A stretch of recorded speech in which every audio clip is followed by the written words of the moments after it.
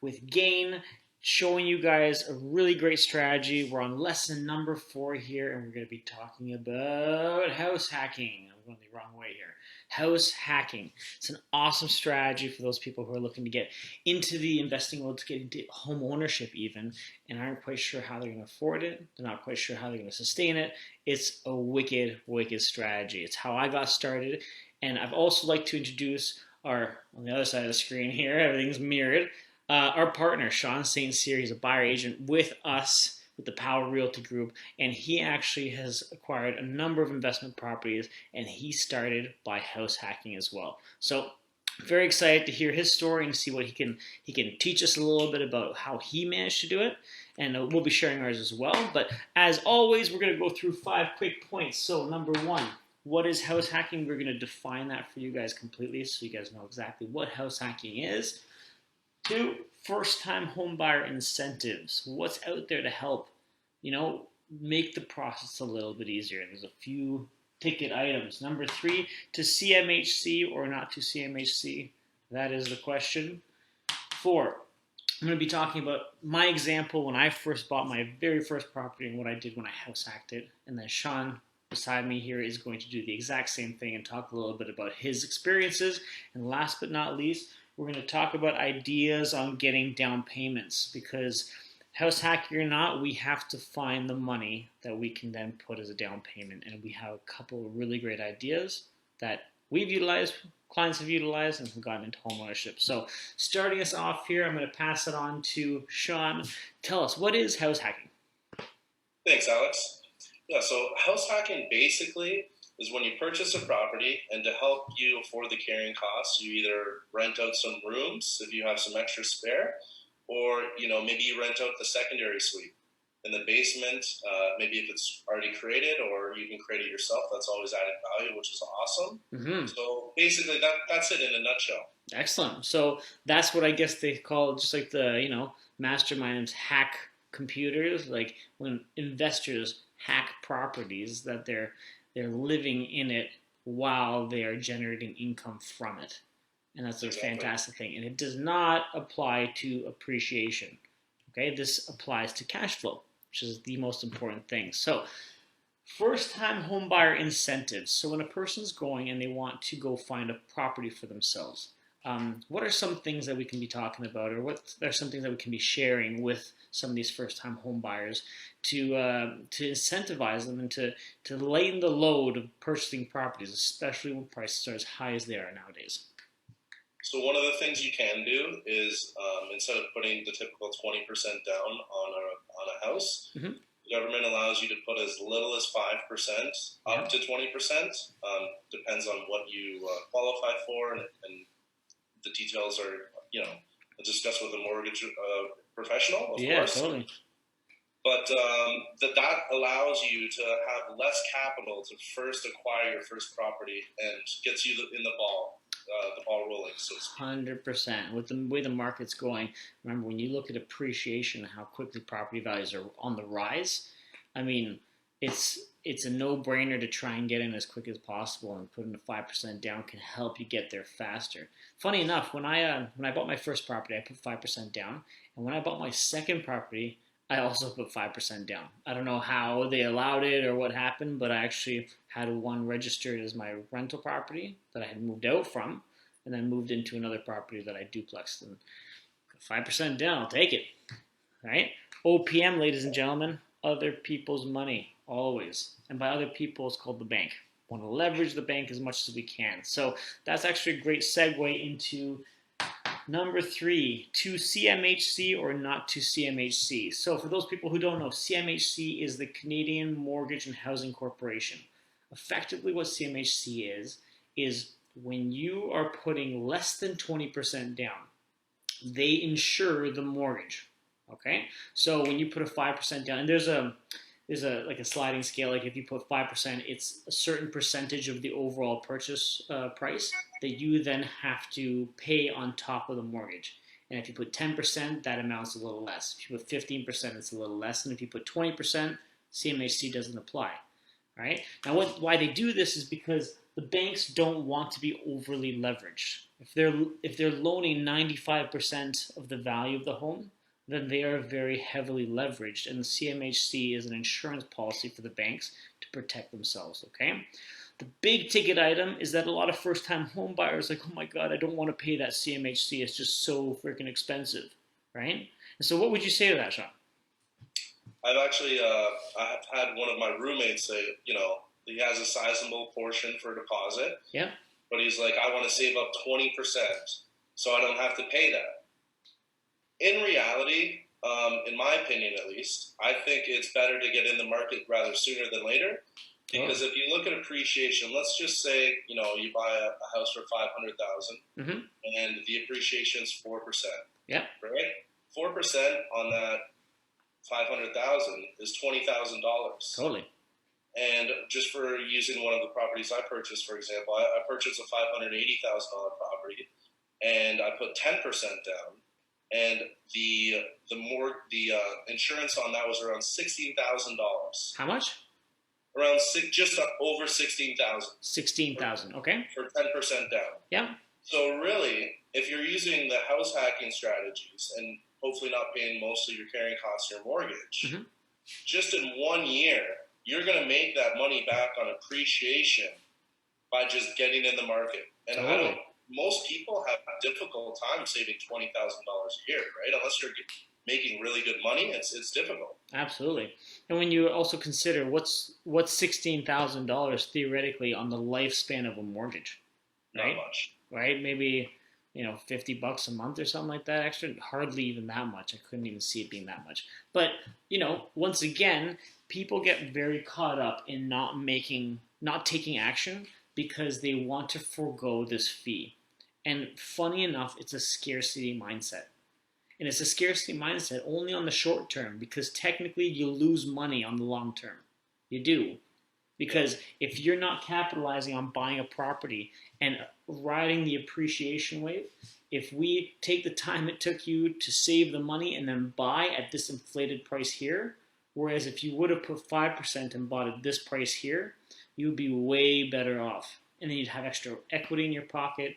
You could, at that point, we've seen the market, how great it's been improving. 4%, that's from like the early 1900s. 4% is the historical average.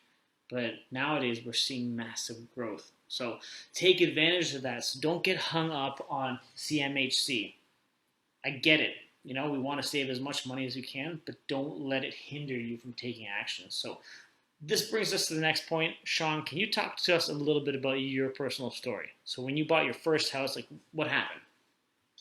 Yeah, so I was just a fresh out of university graduate. I had a friend of mine, a very good friend of mine, living with me at the time of the place I was subletting, and my brother. And just paying rent for even those 3 months I was subletting was driving me nuts.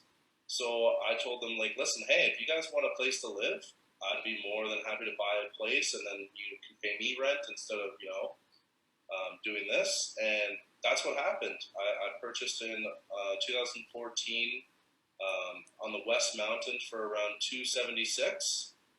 Nice. My mortgage was around $750 a month plus, maybe $250 for utilities. Okay, so let me just write that down. So, yep. So Sean, I'm gonna say your mortgage. Mortgage is around $750. $750. Okay, we'll keep the numbers round just to make it simple. Okay. And then utilities, all in all, I would say $250, just to be. That's more than it usually was, but okay, just to be safe. So we got $1,000 so far. Yep, and then there's taxes on that. It was at the time about $3,200 in taxes a month. So a year, you mean, right? Yeah, sorry, $3,200 a year. So what is that, $120 a month? Let's say something like that. I don't know what the math is, just off the top of my head. Let's call it. Here, I'll just whip out the calculator. Yeah, it'll be more than that. Sorry. It is $266. $266. I was way off. Okay. So insurance. Insurance was like cheap. It's like $60 a month. Yeah, well, you're living in it too, right? So it's a lot different than your typical investment property for sure, Yep. right? So if we add all these numbers up here, what are you getting on your end? Save me from doing some quick math. About Six. We have 12, 22, 1326. 1326, exactly. Okay, so now you're paying, so out of pocket, mind you, you're servicing the debt. So there's a portion of this that's going back into your own pocket, the principal Yep, amount. recapture. But you're effectively out of pocket every single month paying 1326. Okay? Now, what were you getting in your rents? Like, how many people did you have living in the same house as you? At first, it was just my friend and my brother. Okay. So that was $500 a month per person. Each per person? Yep. Okay. Yep. So two people. So about $1,000. 500 per month. And then about maybe 6 months to a year later, I'm like, hey, listen, there's a rec room we never use at all. I think it had a beer pong table at the time. And that would have been a tough decision to. Yeah. So I'm like, I told my brother, I'm like, hey man, if you want to move downstairs and take the rec room, which was the biggest room, like I'll be able to rent out your room. And so that's what we did. So I gave him a deal. I gave him $400 to take the basement. So then I increased the cash flow from $1,000 to $1,400. Yeah. So one. And then I was pretty much living rent free. 1,400 total. There you go. So to live in your own house, you were effectively making like what is $74 a month positive cash flow while owning and living in your own house. Oh my God, is that not brilliant? Absolutely. This is the benefit of house hacking. The problem I find is that a lot of young folks who've grown up in great family neighborhoods, like I've got family of my own that like really cherish their personal space, right? And I get that. Trust me, Kaylee and I now live in a house by ourselves. We don't hack it at this point in our lives. But people don't understand that sometimes maybe it takes a year or 2 years to live with some other people or live in the basement of their own property. And within those 2 years, you have built enough equity that you can then buy the house that you really want to move into because you've accumulated so much equity and your property is appreciated during that time. So it's something to really weigh out. Is it worth it? Maybe just to buy a property, live with other people close by. It doesn't have to be complete strangers. Maybe you guys have friends or whoever's watching has friends that want to move in with them and are willing to do that and can reap the benefits. But like, look what it did to you. Like how, like from there, you bought multiple properties since then. And now you're a young guy who owns a number of properties. It's pretty impressive. Yeah, it was the starting point, right? Once you get your foot in the door, it's kind of a snowball effect. It just gets easier and easier, and you have good payment records with the bank, so they're more generous with the terms and whatnot. It's just, it helps out a lot. Just to get the initial first property is the most important step, in my opinion. Absolutely. Couldn't agree with you more, buddy. So my story is somewhat similar. I was actually renting a property in Cambridge. I was working for a construction company out there, and I was actually paying $600 a month rent to live in this guy's basement. And it was actually, he was house hacking it big time because I lived in the bedroom basement beside him. But it was a nice big spot at the time. It was a little bit pricey, but it was somebody who I worked with at the time, so I didn't mind paying a little bit extra because I didn't really have any familiarity out there. So from that $600 out of pocket every single month, that's what I was paying. I then decided to buy a property. So I bought on the Hamilton Mountain, right at Upper James and Fennel. Very first property, right on Fennel Avenue. It's like super busy. My parents were like super like, what are you doing? This is the worst purchase in the universe. But I bought it $186,000. That's what I got it for. And I had 5% down, so I tacked on the CMHC fees, no problem. And then I decided it had an unfinished basement, of course, and upstairs was actually a 2-bedroom plus a living room. That's all it was, and a bathroom, of course, and a kitchen area. So the living room and the kitchen were kind of separated too, so the living room had its own like exterior doorway that you could go. So I actually put a door up on the living room, and then I just rented out the other 2 bedrooms at the time. And so I went at that point, I mean, my mortgage plus property taxes in one bundle was like $850. And then my utility costs were, I think, like, I don't know, 250 or something like that, if like that's on the high end, right? At the Yep. time, and then insurance and stuff like that. So I think in total, I probably was like $1,300 or something like that. That I would be paying every single month, and even that to me sounds a little high, but just for round numbers' sake, right? So when I eventually uh, like got it rented out, then I started working on evenings and weekends at fixing up the basement. Basement, I added same kind of thing as your rec room, beer pong. I didn't have a beer pong table, unfortunately, but wish I did. But I actually added a bedroom as well, and we created a little bit of like a common space. Plus, I like chipped up the concrete and added another bathroom down there. So I put a full bath downstairs. So now I had two full baths, and I technically had three full bedrooms plus a living room. So I was still in the living room at the time. I actually moved downstairs into the basement, and I rented that out for $500 again, and I was making $1,500. So I was cash flowing every single month, living in my own house, like $200. It was wild. It's like this is the coolest thing in the universe. And you think about that property now. That was the very first property we ever bought, and that was the catalyst to me. Then I moved to Kitchener. I did my first duplex that I lived in, so I house hacked that as well. But 5 years later, we ended up reappraising that property on Fennel Avenue. Reappraised at $425,000. That $425,000, we still own the property. We just refinanced and pulled the money out. That bought us our dream house that I'm standing in right now in the office of. Kaylee and I built it ourselves. That's the power of house hacking. That was like what, 5 years? 5 years in the making. And people complain about the fact that no, I need my personal space. Like I can't live with anyone. Oh, if I have to share a bathroom, I'd kill myself. No, come on. A couple of years to grind it out, and maybe you too could eventually take that money, refinance it, and build your dream home. So, powerful lessons, powerful lessons. So, last thing that we're going to talk about is ideas for the down payment. Because the idea of house hacking, as good as it is, we still need that 5% down. Where am I going to get that 5% down from? So, you got any ideas? One of the unconventional options that a lot of people don't think of is a vendor take back. Boom. Yeah. So for those of you guys who don't know, the vendor take back option is very, very good. Imagine if Sean here is the seller and I go to buy his property, and that I know that the bank needs 80% loan to value, and I need to come up with, let's say, 20% in this case. Rather than me going and having to come up with $20,000 myself, I can go to Sean and Sean, everything's mirrored here. I can go to Sean and say, Sean, do you mind keeping 20% of that money as a debt that I owe to you? And that'll count towards my down payment amount from the bank standpoint. Vendor takebacks are common in the investing world, but not so common in your typical, transaction day-to-day type thing. Great way to come up with a down payment.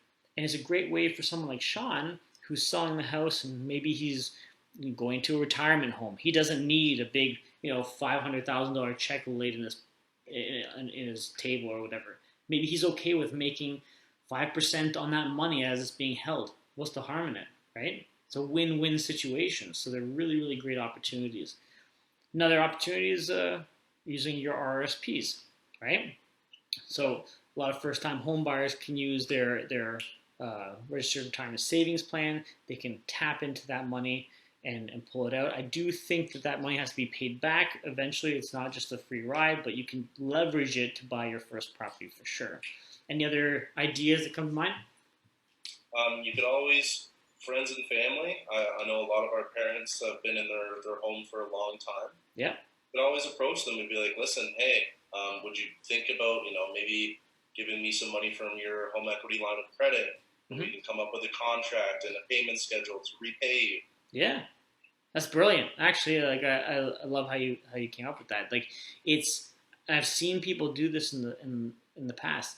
A lot of people's family have $1 million homes, $500,000 home. They have equity tied in their property, sitting there doing nothing. The equity is just sitting there. So from a home equity line of credit, let's say that line of credit is 3.5%, or let's say 4%. That's how much they're going to pay on it if they have to extract it. And if I needed $100,000 to put as a down payment. That's a pretty hefty amount for a down payment, mind you. But couldn't I go to them and say, listen, if you guys lend me that $100,000, I'll actually pay you 7%. That way you can pay the 4% and you make an extra 3% on top of your money. It's pretty good, no? Sitting there doing nothing anyway. You come up with a strategy, come up with a plan of attack. You can do a lot of really, really cool stuff out there. So it's not a can't, it's a how can I. Always remember that. So anyway, guys, thank you so much, Sean, for joining me on the video. I think that was very insightful, the things that you shared. Yeah, for sure. And we'll have you on another one soon, too. In the meantime, guys, if you guys have any questions at all about house hacking, let us know. Once again, this is what we do. We help people who are looking to get into home ownership, who are looking to get into investing. We do this on a daily basis, and we know that we can help you guys, too. In the meantime, everybody stay safe out there. I know it's crazy times that we live in, but thank you guys for joining us, and look forward to chatting again soon.